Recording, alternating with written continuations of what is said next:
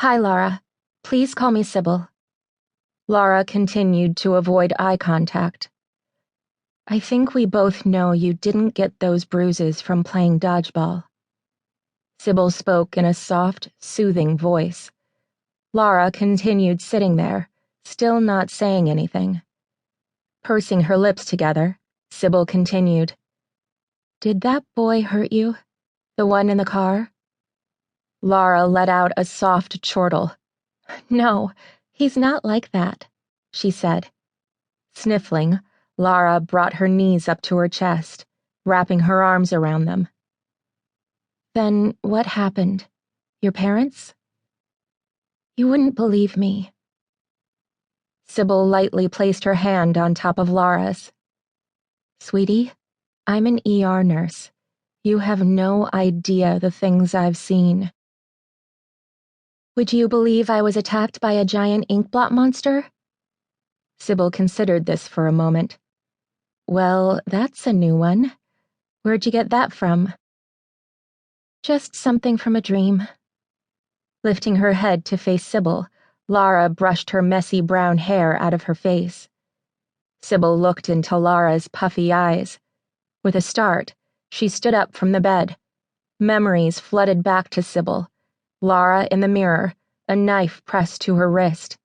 She had screamed at her, begging her not to do it, and Lara had said, "Cut down the road, not across it." Lost in thought, Cybil absently traced the pattern of the knife on her own wrist. What? Lara asked. I saw you in a dream, Cybil blurted out. She immediately regretted saying this and clapped a hand over her mouth. She had never spoken to anyone about her future dreams. She couldn't just tell a patient. Lara's eyes were wide. You can do the dream thing too? The two women stared at each other for several seconds. When was I in your dream? Asked Lara. Last night. You were in a mirror, about to commit suicide.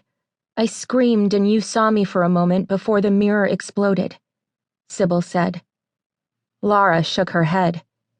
I don't remember that. Why would you remember it? It hasn't happened yet. Hasn't happened yet? I can slip into other people's dreams, not see the future, Lara said. They looked at each other again in silence before a cold realization dawned on both of them. You can go into other people's dreams? Cybil asked. You can see the future?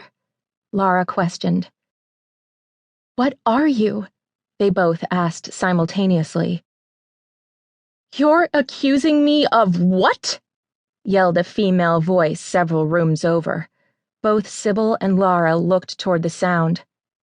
And that would be my mom, Lara said, her stomach sinking. She cursed Greg under her breath while grabbing her textbook and backpack. Before Cybil could say anything, Lara hopped off the bed and flung open the curtain to see her mother storming into the ER. Lara, are you okay? Linda asked, gently placing her hand on Lara's face. Yeah, I'm fine. Just a bit tenderized. Mrs. Warner, we're not done, called Dr. Seyfried from directly behind her. Spinning on her heel to face the doctor, Linda nearly shouted, Listen to me, you arrogant, spoiled little man. I have never hurt my daughter. If you continue this witch hunt, I'm going to take your stethoscope and shove it right up your... Mom! Lara yelled, the blood rushing to her face. My mother has never hurt me. Greg has never hurt me. No one has hurt me. Lara dropped her backpack and stepped between her mother and the doctor, her arms outstretched.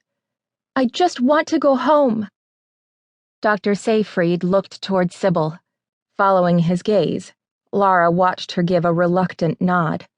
He gave an annoyed grunt and stepped aside. Grabbing Lara by the wrist, Linda power-walked out of the ER. You're lucky if I don't press charges, Linda said to Dr. Seyfried.